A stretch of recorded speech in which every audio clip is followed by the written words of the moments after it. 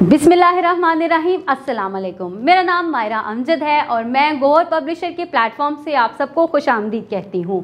हमारा मोटो है redefining the geography of education through digital resources for conceptual learning. प्यारे बच्चों, आज हमने गौहर वाक़िफ़त आमा जमात दोम का सबक नंबर 100 ख़त्म करना है, जिसका नाम है हकूक़ और फ़राइज़।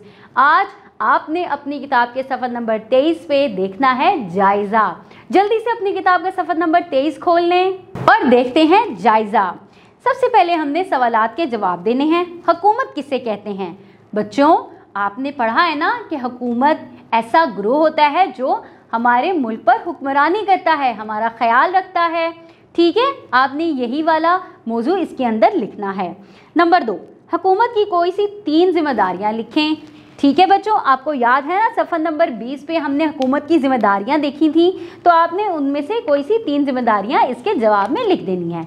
अब सफ़र नंबर 24 की तरफ चलते हैं। शहरियों के कोई से 3 फ़राइज़। जी बच्चों, आपको याद है ना, आप भी एक शहरी हैं और आपके कुछ फ़राइज़ थे, हमने पढ़े थे, तो आपने बस उन्हीं में से 3 फ़राइज़ यहाँ पर लिख देने हैं।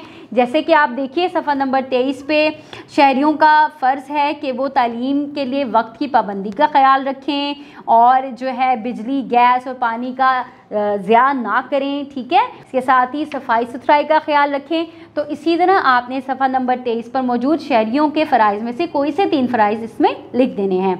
कौन सा महकमा इंसाफ मुहैया करता है? बताएं। अदालतें। जी, कानून का। ठीक है। कौन सा महकमा हिफाजत और सलामती का जिम्मेदार होता है? जी, किसी के जहन में है? नहीं?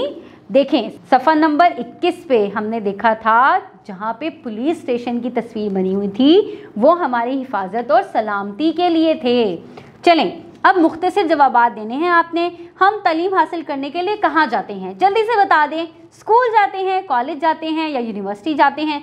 आप तो स्कूल जाते हैं, तो आपने स्कूल लिख देना है। शहरियों की हिफाजत किस महकमे की जिम्मेदारी है? किस महकमे की जिम्मेदारी है?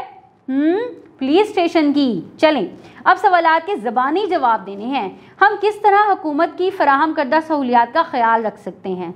किस तरह ख्याल रख सकते हैं? पानी, गैस, बिजली का ज़िया नहीं करना। ठीक है, और अपनी तालीम के लिए वक्त की पाबंदी का ख्याल रखना है। अपने मुल्क को, अपने शहर को साफ रखना है। हम खुराक और पानी को ज़ाया होने से कैसे बचा सकते हैं? कैसे बचा सकते हैं?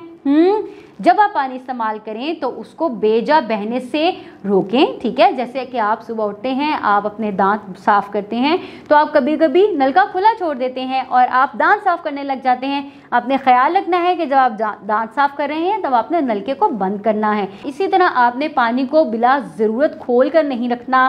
ठीक है, तो आपने खुराक का भी बहुत एहतियात से इस्तेमाल करना है। उतना ही खाना लें जितना आप खा सकते हैं। अगर आपके पास ज़्यादा मिकदार में मौजूद है तो उसे किसी दूसरे के साथ बांट लें, लेकिन ज़ाया मत करें, ख़राब मत होने दें।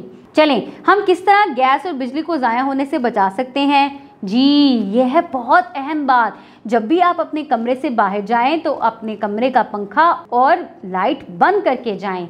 जब भी आप किचन से बाहर निकलें तो आपने ज़रूर देखना है कि गैस अच्छे तरीके से बंद हुई है या नहीं, और अगर नहीं भी हुई तो आपने मुड़ के दोबारा से उसे देखना है और अच्छे तरीके से उसको बंद करना है। ठीक है बच्चों, हुकूमत ने आपके इलाके में कौन कौन सी सहूलियात फराहम की हैं? नाम लिखें, आपने इसको पुर करना है। अब है असातिज़ा कराम के लिए। तलबा को हकूक़ और फ़राइज़ में फ़र्क समझाएं। ठीक है बच्चों, जो कि मैंने आपको अच्छे तरीके से बताया है, लेकिन आपने अपनी टीचर से भी पूछना है कि हकूक़ और फ़राइज़ में क्या फ़र्क है। इन्हें बताना है कि हर शहरी अपने मज़हब पर अमल करने के लिए किस तरह आज़ाद है। जैसे हम मुसलमान हैं, हम आज़ादी से नमाज़ पढ़ सकते हैं, अज़ान सुन सकते हैं, कलमा पढ़ सकते हैं, कुरान पाक की तिलावत कर सकते हैं। इसी तरह दूसरे शहरी जो कि दूसरे मज़हब से ताल्लुक़ रखते हैं, वो भी अपने मज़हब की सरगर्मियाँ आज़ादाना तौर पर कर सकते हैं। ठीक है बच्चों? जी, तो बच्चों, ये था हमारा हकूक़ और फ़राइज़ का सबक। उम्मीद है आपको हकूक़ और फ़राइज़ की अच्छे तरीके से समझ आ गई होगी और अब आप शहरी होने के नाते अपने फ़राइज़ को अच्छे तरीके से समझ गए हैं। अपना बहुत सारा ख्याल रखें, अपने इर्द गिर्द लोगों का बहुत सारा ख्याल रखें, अपने मुल्क का बहुत ख्याल रखें। अल्लाह हाफिज़।